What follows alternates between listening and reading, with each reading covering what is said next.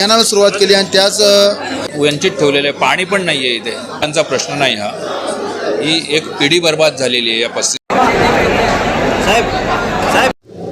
नमस्कार, जय हिंद, जय भारत। मैं Vinod Yadav, PSK news में आप सभी का बहुत बहुत स्वागत है। आज मेरे पीछे आप देख सकते हो कि विजय गावड़े साहब हैं और यहाँ पे जो चल रहा है स्वराज अभियान आयोजित, ठीक है। और ये चीज़ है क्या, पार्टियों का जो मेल है और जो नए नए मतलब पदाधिकारी पद देने वाले हैं अलग अलग एरिया में, उन सभी चीज़ों को लेकर है। तो बने रहे हमारे साथ, बाकी की जानकारी हमारे रोहित गिरी जी साथ में आएंगे आपको सारी जानकारी लेकर। तो चलिए मिलते हैं रोहित जी के और देखते रहिए PSK न्यूज।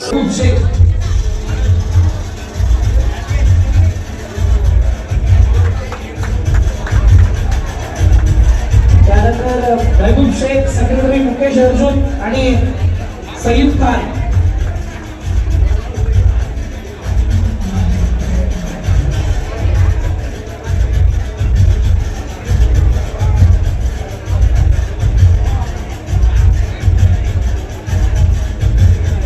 विशाल कांबळे जे सध्या बीजेपीमध्ये कार्यरत, ते सुद्धा आपल्या समोर जोडले जाणारे स्वराज्य अभियान या संस्थेसोबत काम करण्यासाठी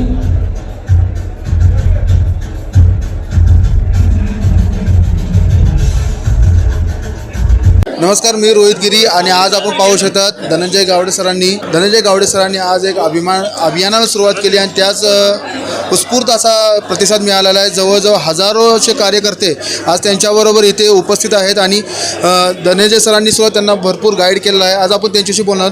नमस्कार सर। नमस्कार सर, जे आज आपण हे अभियान सुरू केलं याबद्दल आपण काय सांगाल? असं आहे की मागील 35 वर्षांपासून वसईतली जनता जी आहे ती सातत्याने ज्या सत्ताधाऱ्यांना निवडून देत आहे आणि त्या सत्ताधारींनी इथे या पद्धतीने म्हणजे एक मूलभूत अधिकार पण जे आहेत छोटे छोटे स्वास्थ्य म्हणजे स्वास्थ्य सेवा असतील, आरोग्यसेवा असतील, पाणी असेल, शैक्षणिक असेल, तुमची उद्यानं असतील, मैदानं असतील, याच्यापासून वंचित ठेवलेले पाणी पण नाही आहे इथे।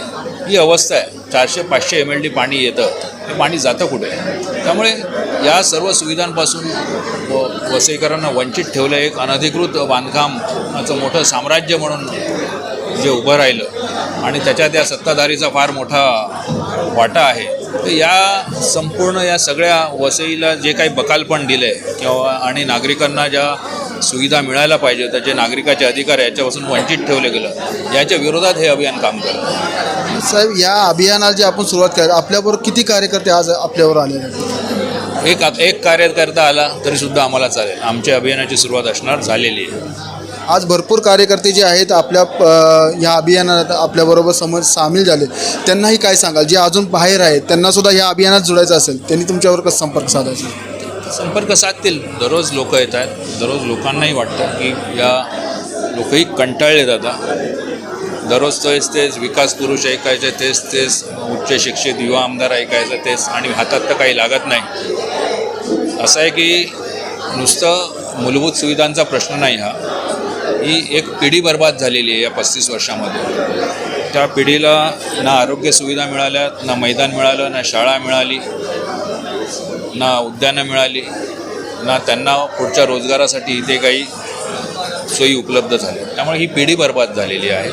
तर अशी जी बर्बाद झालेली लोकं आहेत, त्यांना वाटतं की वसईत काहीतरी चांगलं व्हावं, वसई पुन्हा एकदा नव्याने मुंबईच्या बाजूला आहे, वसई हाकेच्या अंतरावर।